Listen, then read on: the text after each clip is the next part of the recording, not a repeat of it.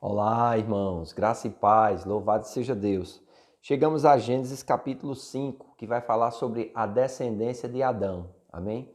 No capítulo 4, nós já vimos como os descendentes de Caim também se multiplicaram e seguiram o lado perverso do seu pai, né?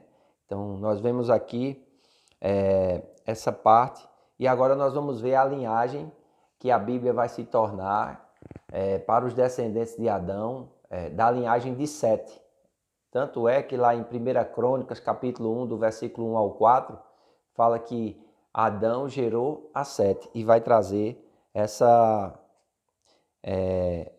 genealogia aqui: Sete, Enos, Cainã, Jared, Metuselém, Noé, né? Vai trazer Malael, Lameque. Então nós vamos ver o próprio Enoque, que já é outro Enoque. Esse Enoque aqui não é o Enoque filho de Caim, nem é a Enoque cidade. Então nós já vemos aqui, ó, duas pessoas em uma cidade com o nome Enoque. Se nós não tivermos cuidado nesse entendimento, a gente vai ter dificuldade em entender. Então a gente vai associar o Enoque filho de Caim ao Enoque que andou com Deus. E não é assim, amém? Porque o Enoque que andou com Deus, ele era filho de Jared, amém? Era descendente de Sete. Versículo 18 de Gênesis capítulo 5. Jared viveu 162 anos e gerou a Enoque. Depois que gerou a Enoque, viveu Jared 800 anos e teve filhos e filhas. Todos os dias de Jared foram 962 anos e morreu. 21. Enoque viveu 65 anos e gerou a Metusalém. Andou Enoque com Deus e depois que gerou a Metusalém viveu 300 anos e teve filhos e filhas. Todos os dias de Enoque foram 365 anos. Aí o verso 24 diz: andou Enoque com Deus e já não era, porque Deus o tomou para si. Então aqui nós vemos, né, um homem que andou com Deus, um homem que desenvolveu íntima comunhão com Deus. Ele agradava a Deus, ele se aproximou de Deus e agradou tanto a Deus que foi o primeiro homem que foi transladado, não conheceu a morte. Deus tomou ele para si. Houveram outros, amém? Mas a Bíblia cita esse primeiro aqui já no capítulo 5 de Gênesis, mostrando que Deus, ele é soberano sobre a terra, amém? Deus é soberano sobre todos. E esse homem chegou a agradar a Deus de tal maneira que Deus tomou ele para si, amém? E ele já não foi mais visto. O seu filho Metusalém viveu 187 anos e gerou a Lameque. Depois que gerou a Lameque, viveu Matusalém 782 anos e teve filhas e filhas, né? Lameque veio a morrer e é interessante, Metusalém quando morreu com 969 anos. É o homem mais velho da Bíblia, por isso que às vezes a gente brincando, a gente diz assim, tem a idade de Metusalém, né? Então é interessante isso. Adão viveu 930 anos, Noé vai viver 950 anos. E Deus vai fazer uma aliança com Noé, né? Então vai falar aqui que Lameque viveu 182 anos e gerou um filho, versículo 28. Versículo 29 diz: pôs o nome de Noé, dizendo: este nos consolará dos nossos trabalhos e da fadiga de nossas mãos nessa terra que o Senhor amaldiçoou. Depois que gerou a Noé, viveu Lameque 595 anos e teve filhos e filhas. Todos os dias de Lameque foram 777 anos e morreu. Era Noé da idade de 500 anos quando gerou Sem, Cã e Jafé. Então nós vamos ver aqui Noé com seus 3 filhos e Deus vai ver a corrupção do gênero humano. O homem havia se corrompido de tal maneira e se afastado de Deus de tal maneira que Deus, ele não via como restaurar, amém? E sim, Deus faz um plano para destruir. E a partir de Noé e dos seus filhos, juntamente com sua esposa e suas noras, Deus vai fazer uma nova aliança, amém?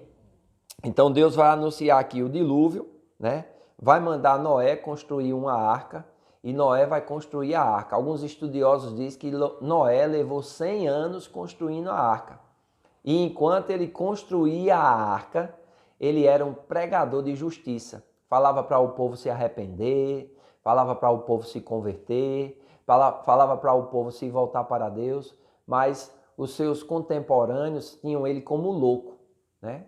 Para quê um barco daquele tamanho? Deus deu as medidas, Deus deu os tamanhos, Deus comissionou e ele simplesmente, pela fé em Deus, porque cria em Deus, construiu, não se deixou levar pelas dificuldades, não se deixou levar pelos escárnios dos seus concidadãos, não parou a obra do Senhor, não desistiu, mas construiu aquela arca. Amém? E enquanto construía, ele pregava a justiça, ele falava a respeito do final dos tempos, ele falava a respeito do juízo de Deus, como nós estamos vivendo hoje, né? Nesse tempo de pandemia e de quarentena, de isolamento, nunca se falou tanto sobre as coisas do fim, sobre a volta e o retorno do Senhor Jesus, mas as pessoas, como no tempo de Noé, que casavam, se davam em casamento, negociavam, muitos hoje continuam do mesmo jeito. Até alguns cristãos estão tão envolvidos com esse mundo, irmãos, que não acompanham as lives dos seus cultos,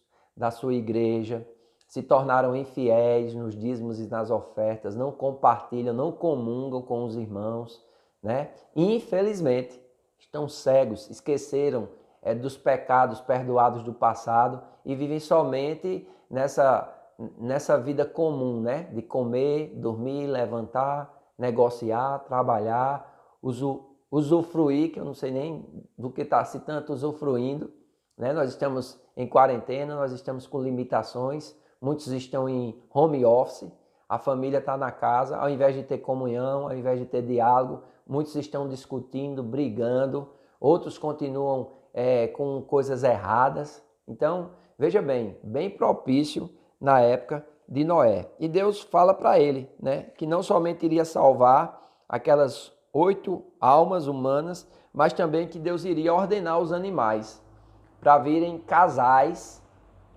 para estarem com ele na arca. E ele também deveria preparar erva para alimento, né, para todos aqueles animais e para a sua família, porque Deus iria trazer juízo sobre a terra. Amém?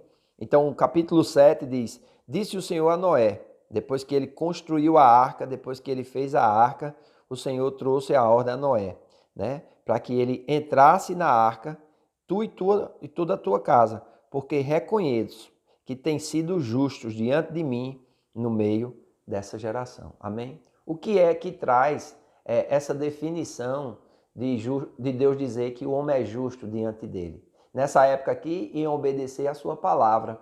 Hoje, também em obedecer a sua palavra. Uma justiça que é imputada, aonde Deus é o justo e o justificador daquele que crê nele. Nessa época aqui, Noé creu em Deus construindo a arca. Hoje, nos nossos dias, nós cremos em Deus através de Jesus, recebendo Jesus como Senhor e Salvador da nossa vida. Amém? Paulo diz, olha, a palavra está junto de ti, na tua boca e no teu coração. Então não digas, quem vai subir ao céu para trazer Cristo de lá? Ou quem vai descer o abismo para fazer com que ele ressurja dentre os mortos? A palavra está junto de ti, na tua boca e no teu coração. Se com tua boca confessares a Jesus como Senhor e em teu coração creres que Deus ressuscitou dentre os mortos, serás salvo, visto que com a boca se faz confissão a respeito da salvação e com o coração se crê a respeito da justiça. Porque todo aquele que invocar o nome do Senhor será salvo. Romanos 10, amém? E nós precisamos nesses dias invocar o nome do Senhor, nós precisamos nesses dias confessar com a nossa boca Jesus como nosso Senhor, como nosso dono, como nosso Rei, amém? E crer com todo o nosso coração que Ele está vivo, Jesus ressuscitou, amém? Tem um homem de carne e ossos no céu que está esperando somente a trombeta tocar para que Ele venha buscar os seus. Você está com expectativa no retorno de Jesus? Se essa expectativa estiver no teu coração, com certeza nós iremos buscar as coisas que são do alto. Nós iremos buscar as coisas que são de cima e vamos estar concentrados nas coisas que são de Deus. Amém? Isso não quer dizer que nós vamos esquecer as coisas da terra. Não, vamos continuar trabalhando, vamos continuar exercitando a nossa cidadania, mas sabendo que a nossa cidadania é celestial. E a qualquer momento o Senhor pode vir nos buscar e precisamos estar prontos e preparados. Quando Ele voltar, que não lhe ache dormindo, mas que ache você acordado para a glória de Jesus. Amém? Então, amanhã nós comentamos o capítulo 7 e vamos ver o que é que vai acontecer. Tem muita coisa interessante para a gente aprender e eu creio que Deus vai estar fazendo maravilhas no nome de Jesus. Um grande abraço, Deus te abençoe, se cuide.